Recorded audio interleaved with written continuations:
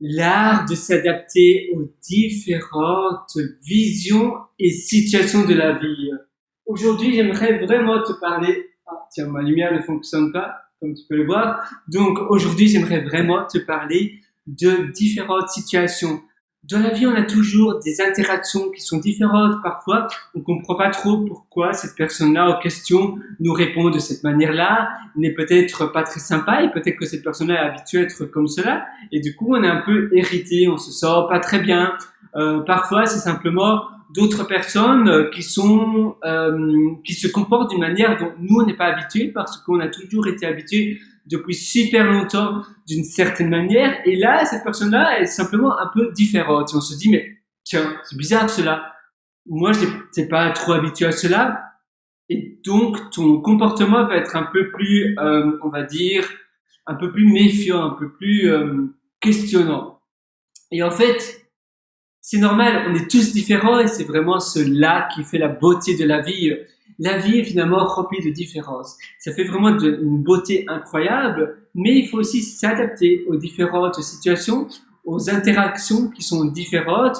On a tous des interactions qui sont tellement différentes, les uns comme les autres. Et c'est vrai que parfois, on s'interroge, on se questionne, on se demande, mais comment moi je peux être apprécié par l'autre personne? Comment, voilà, cette personne-là est tellement différente, mais j'ai envie d'être aimé parce que c'est normal. On a finalement tous envie d'être aimé, on n'aime pas être rejeté.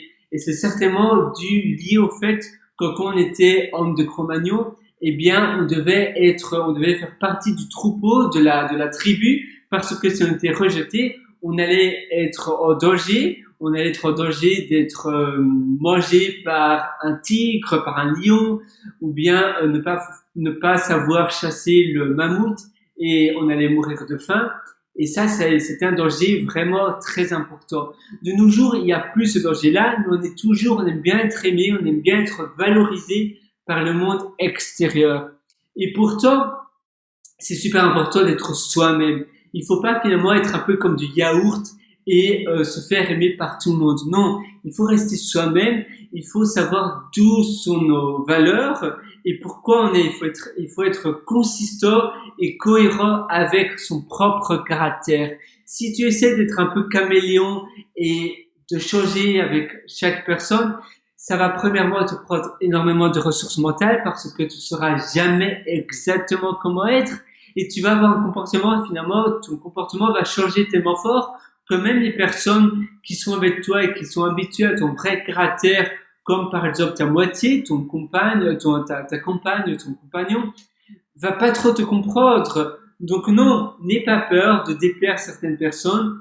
Tu es comme cela. S'il y a des personnes qui ne t'aiment pas, tant mieux. Au moins, ton cercle d'amis va se restreindre, mais au moins les personnes qui vont t'aimer, ils vont vraiment être des personnes qui t'aiment, mais de manière hardcore, de manière profonde, et les personnes qui n'apprécient pas trop certains traits de ton caractère, tant mieux, c'est comme ça, et mieux pour toi, parce que tu n'as pas envie de plaire à tout le monde, tu as envie de rester toi-même, tu as envie d'être franc, tu n'as pas envie finalement d'être un peu ironique ou faux avec certaines personnes. Non, tu veux simplement être toi comme tu es, et c'est tout. Et c'est ça le plus important. Tu dois te connaître. Pour faire cela, tu dois évidemment avoir une bonne confiance en toi. Si tu n'es pas trop confident, si tu n'as pas si tu ne te sens pas trop sûr de toi, ça va être plus dur. Mais si tu sais vraiment tes valeurs, si tu te connais très bien, ça va être beaucoup plus simple.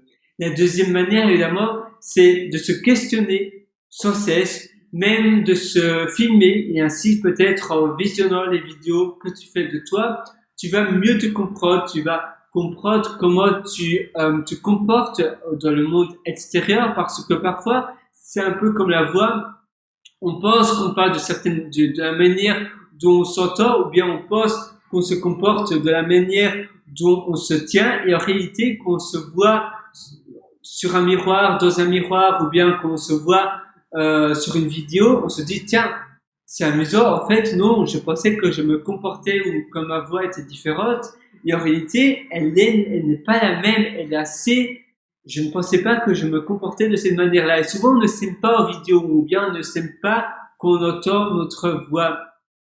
Et c'est normal, c'est parce qu'on n'est tout simplement pas habitué à notre voix. On est habitué à la voix que l'on entend dans notre tête, mais on n'est pas habitué à la voix que l'on va voir de l'extérieur. C'est pour cela qu'à nouveau, il faut s'habituer à soi-même. Il faut commencer à se connaître. Ça paraît souvent bizarre de, voilà, commencer à se connaître, mais en réalité, c'est un exercice primordial. Surtout en France, on n'a pas trop l'habitude de faire cet exercice-là, de se connaître.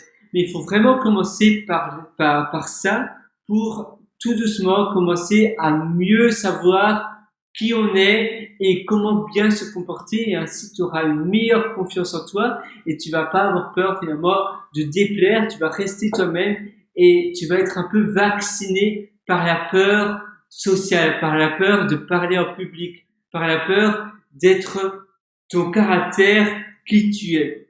Tu dois te lancer, tu es qui tu es et tu dois vraiment plonger dans le bain et et voilà, être un peu comme King Kong.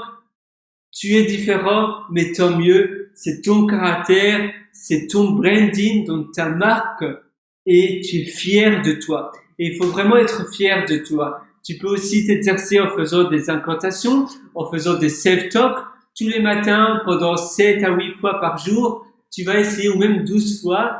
D'ailleurs, j'avais écrit sur mon téléphone, j'avais lu une étude scientifique qui disait un nombre de fois qui était vraiment le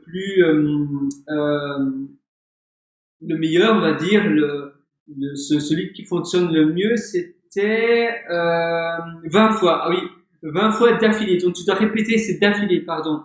Donc tu dois répéter tous les matins, 20 fois d'affilée, tu dois dire, mettons moi je m'appelle Pierre, je me dis, Pierre, tu es le meilleur. Aujourd'hui va être une journée incroyable. Tu vas tout déchirer, tu vas faire des choses excellentes et ça va être génial. Si tu t'appelles Amélie, par exemple, tu vas dire Amélie, je suis la meilleure. Aujourd'hui va être une journée incroyable. Je vais vraiment adorer cette journée et ma vie va être excellente. Je vais tout réussir. Ou bien si tu t'appelles Charles, tu vas dire Charles, aujourd'hui ça va être une journée fantastique, je vais tout réussir. Si tu t'appelles, je ne sais pas, tout autre prénom comme par exemple, oula, je cherche maintenant des prénoms, Marie, Thomas, Mathias, voilà, tu as plein de prénoms, euh, Mathieu ou plein d'autres prénoms comme Julie, Émilie et etc. Eh bien, tu dois faire pareil. Eva, aujourd'hui, va être une journée incroyable, gigantesque. Je vais adorer ma journée. Ma journée va être plus que fantastique et je vais tout déchirer. Tu dois vraiment faire cela.